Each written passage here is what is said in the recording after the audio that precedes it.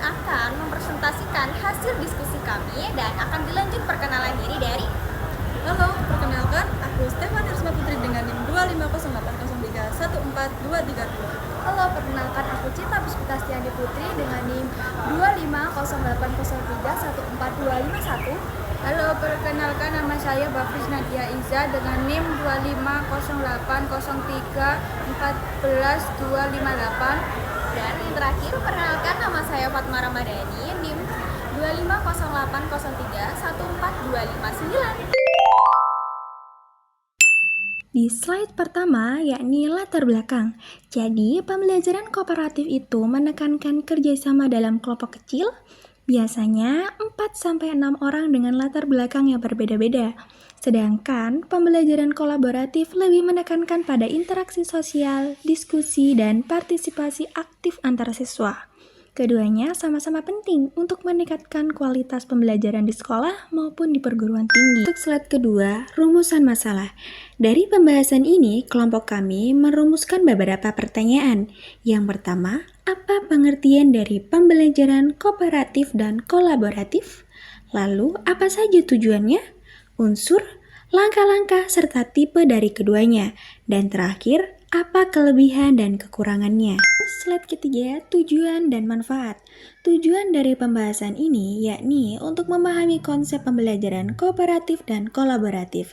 Sedangkan manfaatnya adalah sebagai bahan bacaan yang bisa menambah pengetahuan kita tentang kedua jenis pembelajaran tersebut.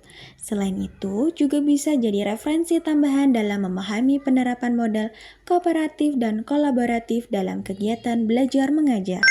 Di sini saya akan menjelaskan dasar kooperatif. Dasar kooperatif adalah prinsip atau landasan yang menjadi dasar dalam kerjasama antara individu atau kelompok untuk mencapai tujuan bersama. Dalam konteks pendidikan, organisasi, maupun ekonomi, seperti koperasi. Dasar kooperatif menekankan pentingnya kolaborasi, saling membantu, dan kesetaraan peran antar anggota. Pembelajaran kooperatif berlandaskan teori konstruktivisme, di mana siswa menjadi pusat pembelajaran, sedangkan guru berperan sebagai fasilitator. Melalui kerja kelompok, siswa tidak hanya memahami materi, tetapi juga belajar gotong royong, demokrasi, dan toleransi terhadap perbedaan. Lalu di sini ada model kooperatif tipe START. Adalah model pembelajaran berbasis kelompok kecil yang anggotanya terdiri dari siswa dengan kemampuan akademik, jenis kelamin, dan latar belakang berbeda, yang bekerja sama untuk menguasai materi pelajaran dan saling membantu mencapai prestasi terbaik. Ciri-cirinya, siswa dalam kelompok heterogen, belajar bersama, lalu diberi kuis individu. Skor individu mempengaruhi skor kelompok. Lalu di sini ada model kooperatif tipe TGT atau disebut juga dengan Teams Games Turnamen. Model kooperatif tipe TGT adalah strategi pembelajaran yang menggabungkan kerjasama tim dengan kompetisi melalui permainan akademik. Dalam TGT, siswa belajar materi dalam kelompok, kemudian bertanding secara individu dalam turnamen. Namun skor individu tersebut disumbangkan untuk timnya. Ciri-ciri model kooperatif TGT yaitu Teams Games Turnamen, melibatkan permainan, turnamen, dan tutor sebaya, menumbuhkan tanggung jawab dan persaingan sehat. Model kooperatif snowball throwing.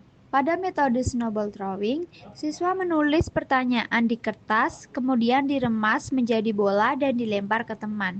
Siswa yang menerima bola wajib menjawab pertanyaan. Metode ini melatih komunikasi. Siswa belajar merumuskan pertanyaan dengan jelas dan ringkas, serta menjawab pertanyaan secara efektif. Yang kedua ada konsentrasi. Proses menjawab pertanyaan membutuhkan fokus dan konsentrasi tinggi. Yang ketiga, ada menumbuhkan keberanian. Siswa menjadi lebih berani untuk mengungkapkan pendapat dan menjawab pertanyaan di depan kelas. Yang keempat, ada menciptakan suasana belajar yang aktif dan menyenangkan.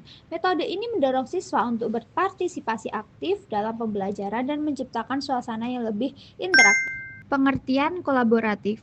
Pembelajaran kolaboratif merupakan filosofi belajar yang menekankan kerjasama, saling berbagi, dan partisipasi aktif antar siswa.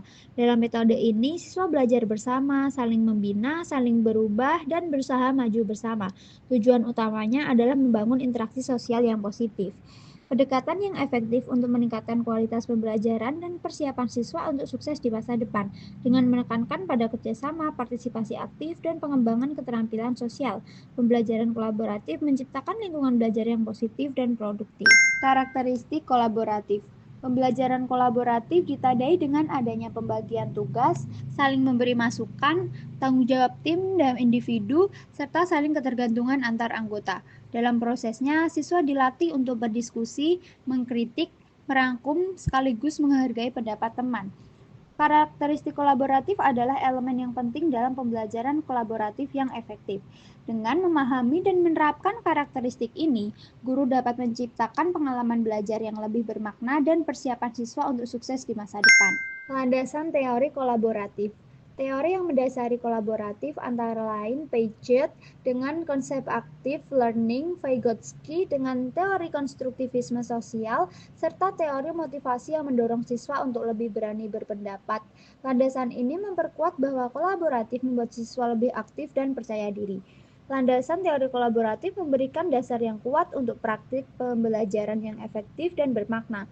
Dengan memahami teori-teori ini, guru dapat merancang dan melaksanakan pembelajaran kolaboratif yang meningkatkan pemahaman siswa, motivasi, dan keterampilan sosial. Selanjutnya ada faktor peserta didik. Penerapan pembelajaran harus menyesuaikan faktor peserta didik, seperti perbedaan gender, bakat, minat, dan tingkat kecerdasan. Misalnya, laki-laki cenderung lebih kompetitif, sedangkan perempuan lebih menyukai diskusi. Faktor ini penting agar pembelajaran lebih efektif. Selanjutnya ada gaya belajar. Setiap siswa memiliki gaya belajar berbeda, yaitu visual melalui gambar dan warna, auditorial belajar dengan mendengarkan, dan kinestetik belajar dengan praktik langsung. Guru perlu memahami gaya belajar ini agar pembelajaran lebih sesuai dengan kebutuhan siswa. Lalu yang terakhir ada analisis dan perbandingan.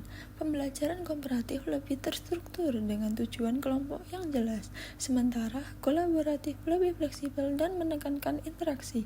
Meski berbeda, keduanya sama-sama menumbuhkan kerjasama, toleransi, serta keterampilan siswa. Dan yang terakhir, kesimpulan.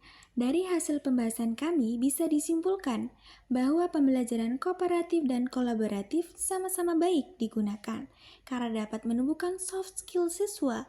Pembelajaran kooperatif menekankan kerjasama antar siswa untuk mencapai hasil yang lebih cepat dan efektif. Sedangkan pembelajaran kolaboratif lebih cocok karena mendorong siswa belajar bermusyawarah, berpikir kritis, dan rasional. Di sini kelompok kami sudah memberikan penjelasan dari rangkuman materi yang kami bahas. Terima kasih sudah mendengarkan dan mohon maaf bila ada salah kata atau bagaimananya. Wassalamualaikum warahmatullahi wabarakatuh. Terima kasih. Bye-bye.